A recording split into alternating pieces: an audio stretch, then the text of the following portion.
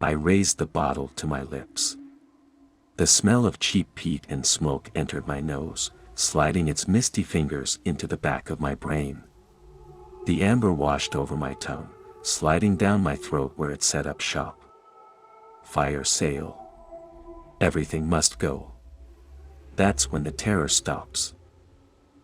The ghosts have been chewing at me for a while now, eating away at my sanity, seeping through the air ducts while I sleep, hiding in the dark corners of my room, watching me as I sleep.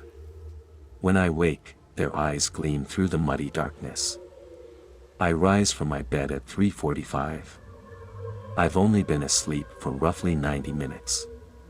My vision sways as I swim through the air towards the washroom. They watch me tiptoe as the carpet fluff squeezes through the spaces of my toes. My identity has been erased. Who am I?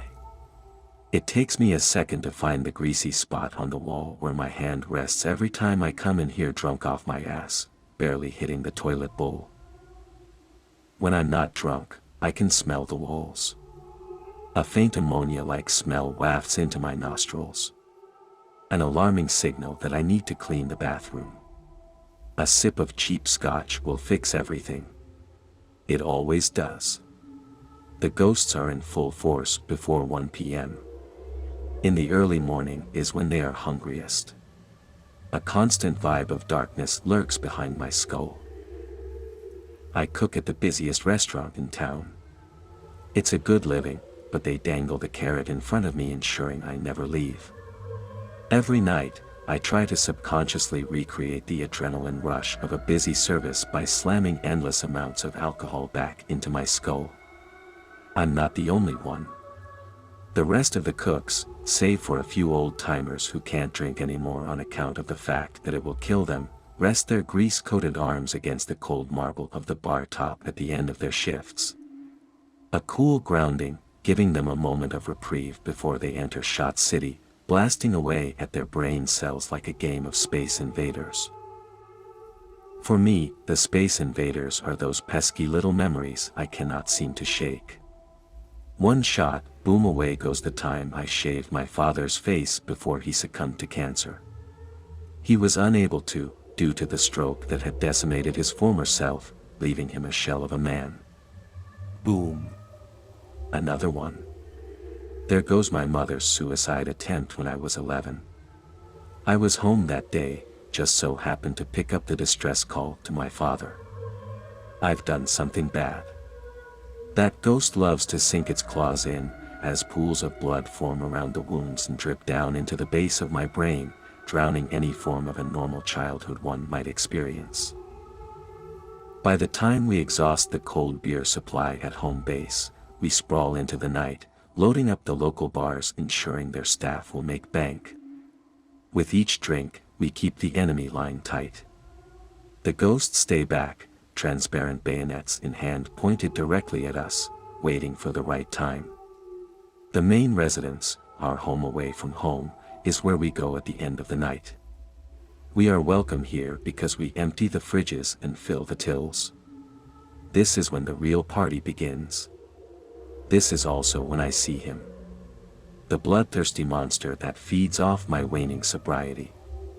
I load up a shell, cock back, and boom. He's gone. The cocaine obliterates him.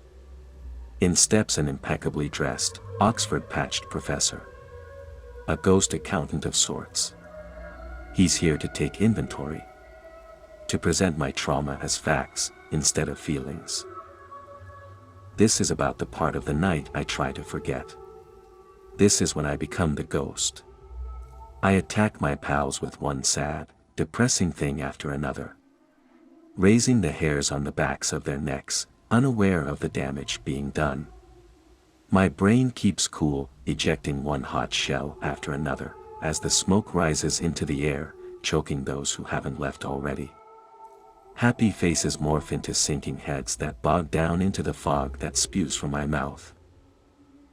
I have become an exhaust pipe. Existing without any purpose but to rid myself of the fumes. The remaining men have scattered into the early morning, most likely to escape the toxicity of my past. I flush the empty, white-coated baggie, along with my shame from the evening. I look towards the ceiling vent. It'll be crawling out of there any time now to feed on my sleepless anxiety. I've become a delicacy for these creatures, as my brain prickles and buzzes trying to count the sheep that bounce along in my head. The only one I don't see is the one in the corner. I've stayed up too long for the shadows to hang around. As the ghosts approach my bed, their fingers claw at the floor as their contorted bodies slide along, leaving trails of green-tinged blood. I lay awake, staring at the ceiling, avoiding the thought of what they might do to me. My heart pumps faster and sweat begins to emanate from my pores. I bring the duvet closer to my chin, raising it over my face like a child would do when threatened by a monster. The scratching stops. The room is silent. I hear no movement as I stare into the darkness covering my face. I slowly lift the blanket and I see them. Crowded around my vision, eating at my guts. Taking any semblance of my sanity with them, bite after bite. I am devoured. I am alone. I think of that day as the best day of my life. I would not be here if it had not happened. As I walk around the house now, making coffee at the hour that I used to fall asleep, the scariest thing I can imagine is the thought of my 2-year-old toddler accidentally grabbing my privates in her death grip, asking me to pick her up from the floor and love her a little more. She shines a light so bright that those monsters don't get close anymore. I have no time to drink, so I must live with them. They stay in the vents and in the walls. Watching. Waiting. Scared shitless of that bright little star that throws goldfish crackers all over the house. She has become their ghost.